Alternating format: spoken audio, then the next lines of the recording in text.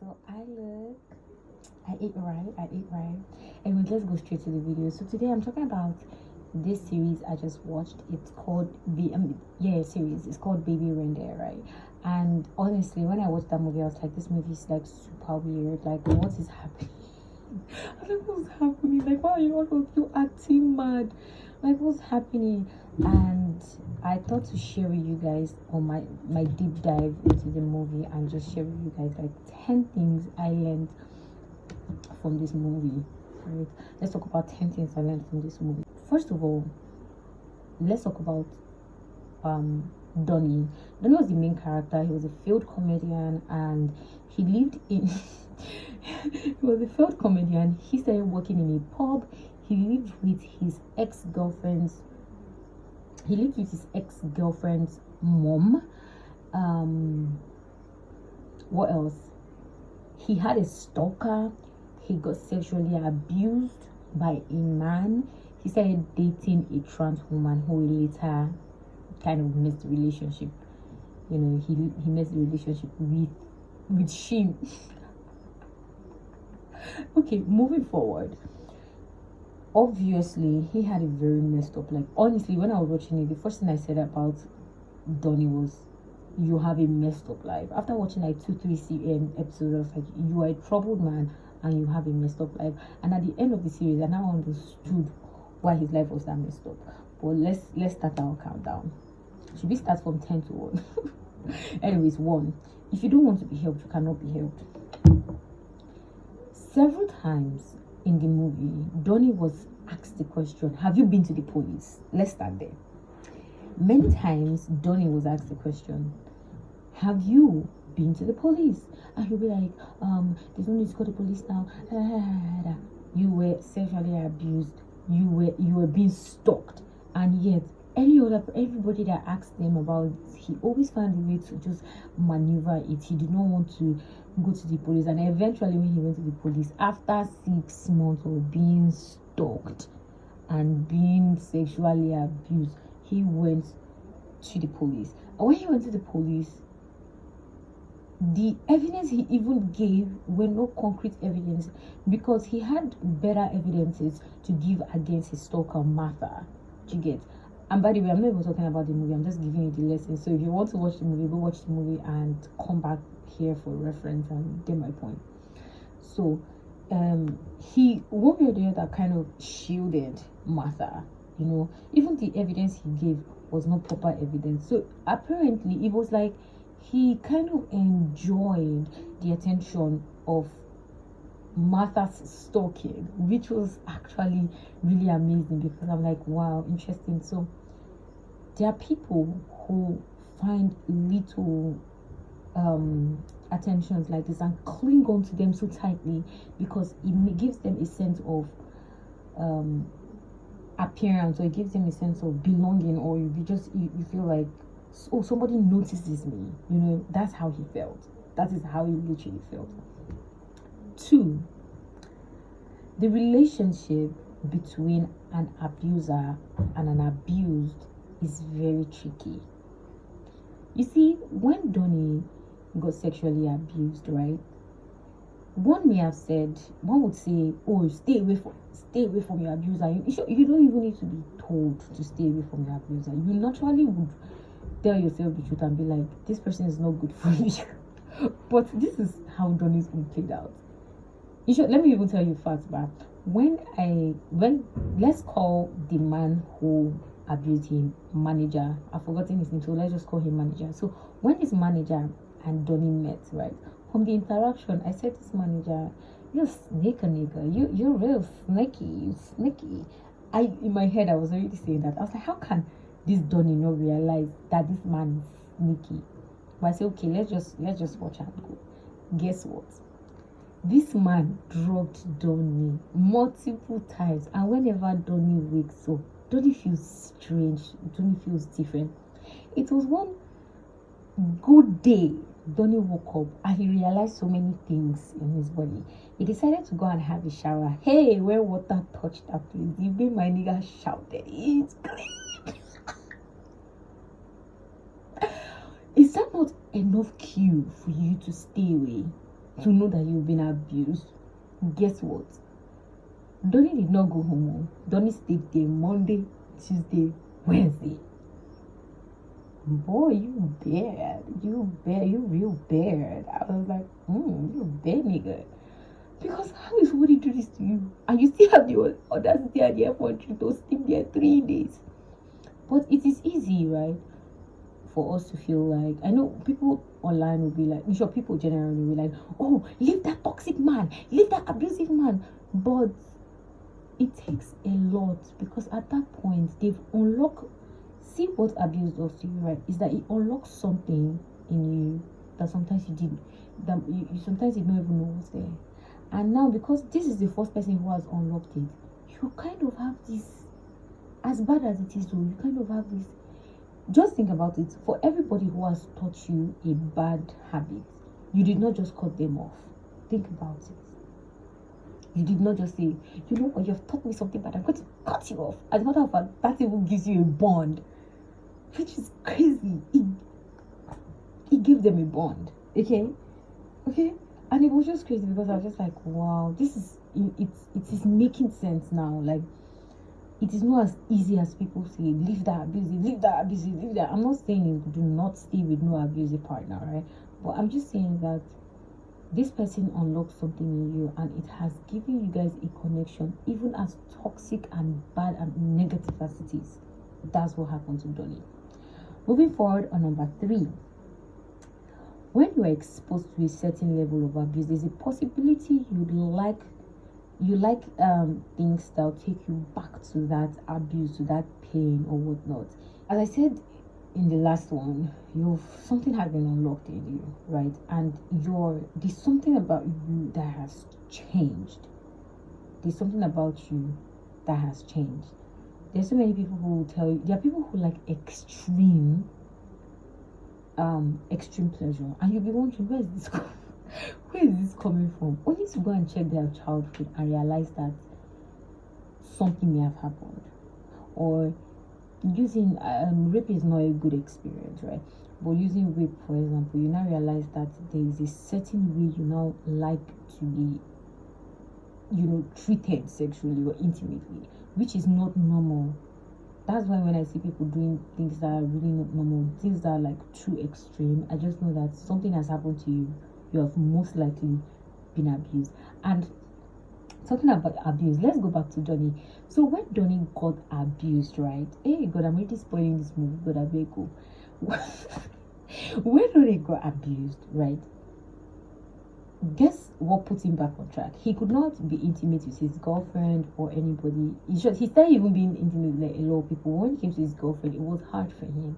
And the girlfriend did not know. The girlfriend, who is a trans woman, but I don't know, it's so funny. She did not know that Donnie was going through this situation, right? She did not know. Guess what Donnie did? Donnie went to Martha. And it was Martha, his stalker, that told him, you have been hurt, you have been abused. And that's why he liked Martha. Martha was also somebody who signified a certain type of abuse, but mental abuse. She knew how to make him feel so important, so loved, so whatnot, that he was already intertwined with her in a way. She did not do anything physically to him, but mentally, she had him. She was the one who noticed and said, somebody did something wrong to you. And you know what? It was like a burden. It was like a burden dropped off him, because at that moment, he's like, you see me. Like, you actually see me. Crazy things are happening. Crazy things are happening. Literally. Number 4. The moment you trade your self-respect for the little things of life, best believe regret will come knocking at your door sooner than expected. That is what happened to Donnie. You see, Donnie wanted to be a big comedian and all of that. So he was like, okay, taking drugs and letting me be used by this man intimately is a small price to pay to become who I want to become. Because the man would always tell Donnie, You are amazing. You have such a bright future ahead of you. Okay, I will make you a superstar. And Donnie was hungry. Donnie was desperate. So Donnie was like, you know what? Yes, this is this. I will let you use me. Do me as you want. Just take me where I want to go to. Somebody would think sometimes those are the prices you have to pay. But when your self-respect and your dignity, your integrity, you have sold it for fame or for, best believe you regret it. And that's what happened to him. I hope this container has not been like this story because it'll be crazy. That was what happened to Donnie. He let himself off because this manager used him literally. This manager used him to do so many things, even past sexual, even with work. Used him, did not pay him, nothing, only constantly telling him, I see something in you, I see something in you. And because Donnie has such a low freaking self-esteem, he could not decipher that he was being used, manipulated, and tricked into just being a slave. Because now he had low confidence, low self-esteem, no integrity. He was just a coward. I hate to say, he was just a coward. Moving on to number 5. Sometimes you are addicted to pain, suffering, and fear. We like to be victims. An example of who liked to be a victim was our dear Donnie. You see, Donnie knew that there was something. He couldn't quite place it, but he knew there was something. In every situation he found himself, he was always a victim. Oh my God. Even when his girlfriend, you remember as I said earlier that he was staying with his ex-girlfriend's mom. The ex-girlfriend, he was even blaming the ex-girlfriend at some point that she did this. He kind of blamed her for what went wrong in their relationship. And honestly, she did not even do anything wrong. He was just a guy who did not know how to put his together. He did not know how to put his life together, and so he messed up his relationship. But he blamed the girlfriend. When he got molested, he blamed the manager and was like, he blamed the manager. He likes to feel sorry. Even Martha's case again, it was just chaotic because he liked the pity, he liked the sorrow, he liked everything toxic that came with everybody that came into his life, and it was just like so sorrowful. And it happens to us even in real life. That is why when I meet people who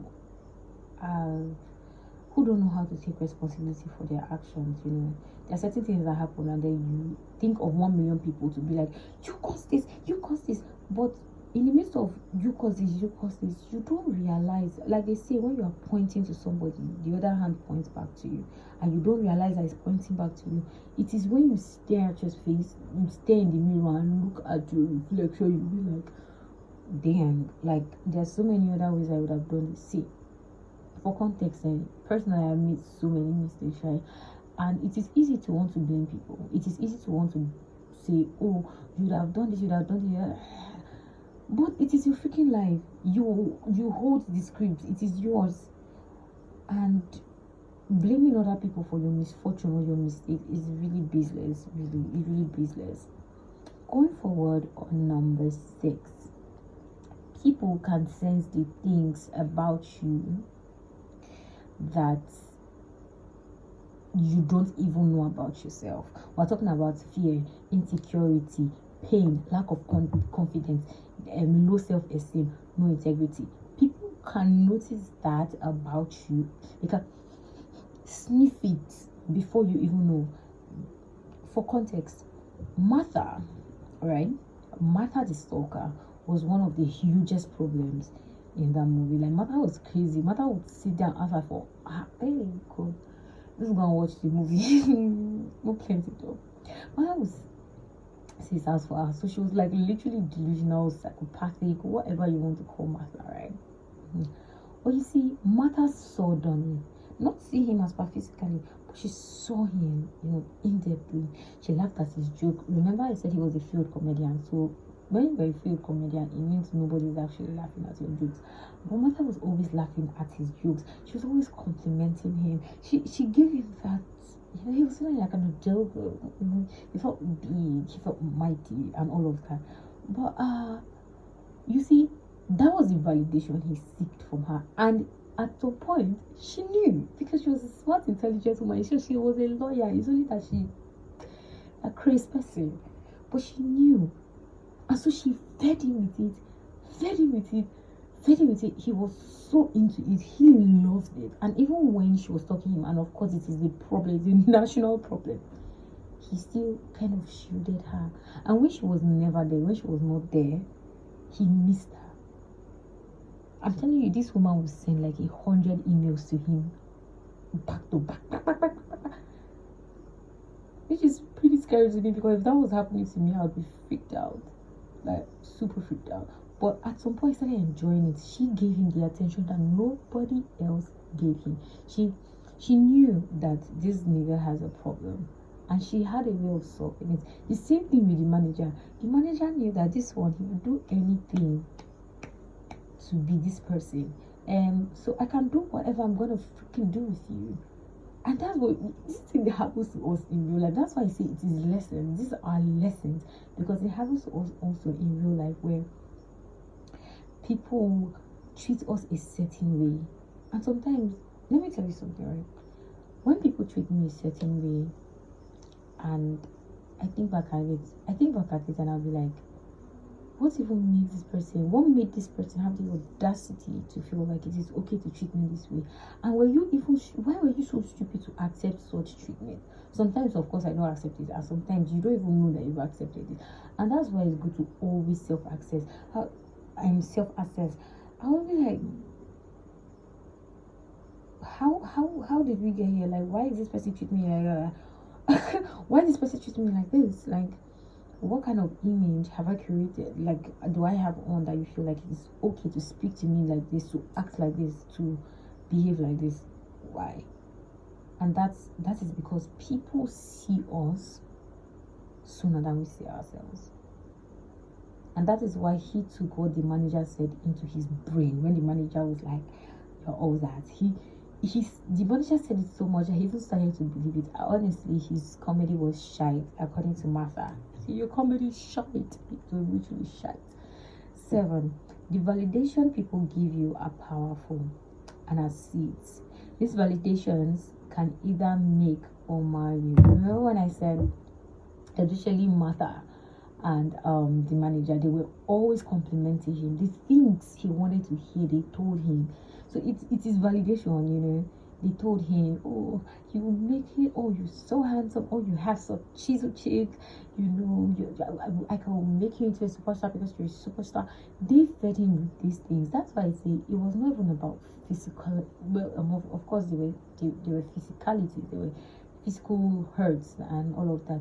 But you see, the mental part of abuse is deeper than the eyes meet, because you know, these two people hurt him so much, and he never got it was so hard for him to go to the police and say. He eventually did, but it was so hard, because these people, they filled a certain void in his life, right, that he wanted to be filled. You know, he wanted filled. He wanted to feel important. He wanted to feel seen. He wanted to feel noticed, and these people made him feel like that. So it was just generally hard, and that's why I'd say this: seek validation from yourself more than you seek validation from other people.